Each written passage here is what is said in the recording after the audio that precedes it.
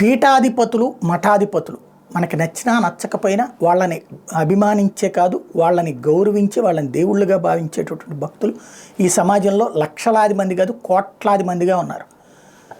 ఆశ్రమాలకి మఠాలకి పీఠాలకి వెళ్తూ ఉంటాం మనం. హిందూ ధర్మం నచ్చనటువంటి వాడు లేకపోతే ఇతర మతాల వాళ్ళు రానక్కర్లేదు, కానీ హిందూ ధర్మానికి సంబంధించినటువంటి వాళ్ళు వాళ్ళని గౌరవిస్తారు. వాళ్ళు సుమారు 70 మంది ఒక చోట కూర్చుని హిందూ ధర్మాన్ని గురించి చర్చిస్తే ఎంత పెద్ద వార్త అవుతుంది? అది ఆంధ్రప్రదేశ్లో చర్చిస్తే ఇంకెంత పెద్ద వార్త కావాలి? తిరుపతిలో చర్చిస్తే తిరుపతి తిరుమలలో ఇంకెంత చర్చ కావాలి?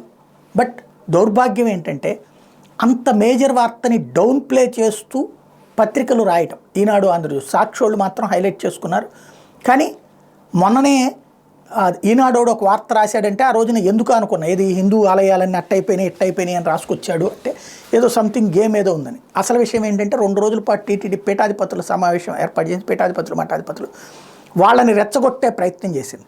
వాళ్ళు చాలా కామ క్రోధ లోభ మద మోహ మాత్సర్యాది అరిషడ్వర్గాల్ని జయించి ఆ పనులు చేసేటటువంటి వాళ్ళు కాబట్టి వాళ్ళు ఇలాంటి వాటికి లొంగిపోకుండా బాధ్యతాయుతంగా హిందూ సమాజం కోసం అద్భుతమైనటువంటి నిర్ణయాలు తీసుకున్నారు. అందులో కీలకమైనటువంటిది సనాతన ధర్మంలోకి ఇతర మతస్థులు ఇష్టపడి వస్తే వారికి తిరుమలలో పవిత్ర జల సంప్రోక్షణం చేసి శ్రీవారి దర్శనం కల్పించడం, పురాణాలకు విస్తృత ప్రచారం కల్పించడం, ప్రవచనకర్తలకు శిక్షణ ఇవ్వడం, ధర్మ ప్రచారానికి వీలుగా ప్రసార మాధ్యమాలు వినియోగించుకోవడం, దేవాలయాల పరిరక్షణ గో సంరక్షణకు మరిన్ని చర్యలు తీసుకోవడం, తిరుమల తరహాలోని తిరుపతిలోనూ ఆధ్యాత్మిక వాతావరణం కల్పించి ఏర్పాటు చేయడం, పరిసర ప్రాంతాలను ప్రత్యేక జీవ వైవిధ్య క్షేత్రంగా పరిరక్షించడం, అందరికీ అర్థమయ్యే రీతిలో హిందూ ధర్మాన్ని ప్రచారం చేయడం, హిందూ యువతీ యువకులకు శిక్షణ శిబిరాలు నిర్వహించడం, పాఠ్య ప్రణాళికలో హిందూ ధర్మానికి పెద్దపీట వేయడం, తెలుగు సంస్కృత భాషల పరిజ్ఞానాన్ని బాలబాలికలకు అందించడం, ధార్మిక సదస్సులను జిల్లా గ్రామస్థాయిలో నిర్వహించేందుకు సహకరించడం, సత్సంగం భజన మండళ్లను బలోపేతం చేయడం. ఇంతటి అద్భుతమైనటువంటి నిర్ణయాలు తీసుకుంటే ఈ వార్తలు